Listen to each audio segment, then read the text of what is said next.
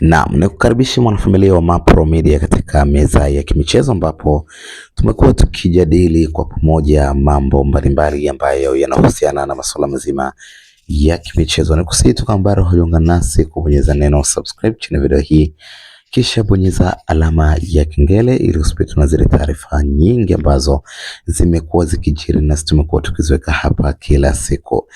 Yes, katika segment hii tunaendelea kuangazia habari za usajili na hapa mkononi tuna habari mpya kabisa ambayo imetangazwa usiku wa leo, na hii inahusiana na usajili wa aliyekuwa mchezaji wa klabu ya soka ya Mamelodi Sundowns Peter Shalulile ambaye tayari ameweza kukamilisha yale mazungumzo dhidi ya klabu ya soka ya Young Africans, na tunavyoarifiwa ni kwamba usajili huo umekamilika na tayari rais wa klabu ya Yanga Engineer Hersi Said ameweza kukamilisha mkataba huu ambao ulikuwa na vizungumkuti kibao, na kama unafikiri ama unavyofahamu kwamba Peter Shalulile ni moja kati ya wachezaji ambao umekuwa na majina makubwa, lakini pia ni moja kati ya wachezaji ambao wanatamba sana kwa mchezo ama mpira wa Afrika. Amekuwa ni mzoefu sana katika mashindano mengi makubwa, ligi ya mabingwa barani Afrika, lakini pia upande wa AFCON kwa timu za taifa. Amekuwa ni moja kati ya wachezaji ambao wameshiriki sana katika michuano mikubwa Afrika. Kwa hiyo ujio wake kwa Yanga una faida nyingi. Moja ni tayari ana uzoefu wa mashindano yote makubwa ambayo yako chini ya shirikisho la soka barani Afrika CAF.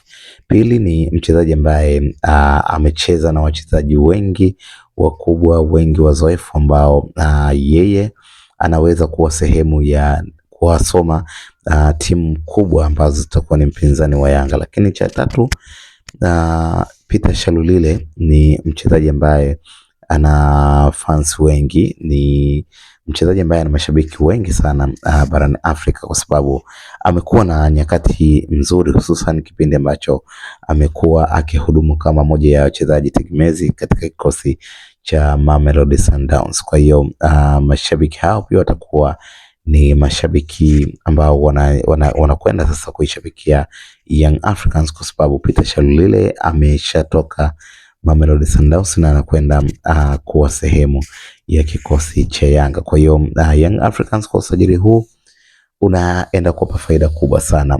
Uzoefu wake utaisaidia timu katika michuano ya kimataifa, lakini pia ukongwe wake unaweza ukawa ni sehemu ya kuwaongoza wachezaji wengine, lakini Young Africans inakwenda kupokea mashabiki wengine ambao na nafikiri kwa asilimia kubwa watakuwa ni mashabiki wanaotoka nje ya Tanzania, kwa sababu ya kufata mchezaji wao ambaye kwa sasa anakwenda kujiunga na klabu ya soka ya Yanga. So na sajili zinaendelea na sisi tupo hapa kwa ajili ya kukupa zile updates zote ambazo zitakuwa zikijiri ama kuendelea. So ni kusihi na kukumbusha kubonyeza neno subscribe chini ya video hii, kisha bonyeza alama ya kengele ili usipitwe na taarifa zote muhimu ambazo zimekuwa zikijiri na tumekuwa tukiziweka hapa kila siku. Asante na kwa hili, tukutane next video. Kwa maoni tafadhali drop comment kwenye comment section, lakini pia kumbuka kushare